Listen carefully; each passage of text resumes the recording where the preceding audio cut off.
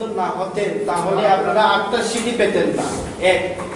2 number, experience আমাদের শুনে যা মনে হয়েছে বিগত 1 বছরে অ্যালায়েন্স গভর্নমেন্টে থাকাকালীন আপনারা শুধু নিজের দাবিতে নিয়ে মগ্ন আছেন, আপামর জনগণের উন্নয়নের কথা কিছু বলেননি সরকারের অ্যালায়েন্স থেকেও। এরকম একটা বলেনি আপনারা আমরা মনে তারা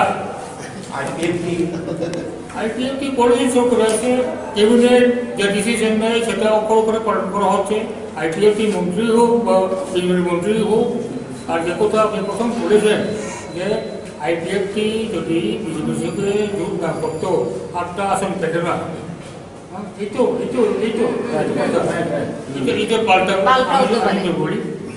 আমি যদি পাল্টা বলি বিজেপি আইপিএফটি যদি না থাকতো তাহলে করে শরীর দল এত আসন পেত না, তাহলে শরীর দল মানে বিজেপি এটার পাল্টাটাই আমাদের উত্তর। এখন কি হবে? এখন লোকসভা নির্বাচনে কি হবে? আপনার ইকুয়েশন লাগবে না বিজেপির ইকুয়েশনটা লাগবে? এই যে নির্বাচন, মোদি থাকলে আপনারা 8টা সিট পেয়েছেন, এবার এই লোকসভা নির্বাচনে মোদি আপনাদের সাথে নাই, আপনারা একা। এখন বিজেপির কথা লাগবে না আপনাদের কথা লাগবে? আমরা কোন রকম ভাবে স্পেকুলেশনে চলি না, বাস্তবের মতো মাটির উপরে পাহাড়ে আমরা চালাই।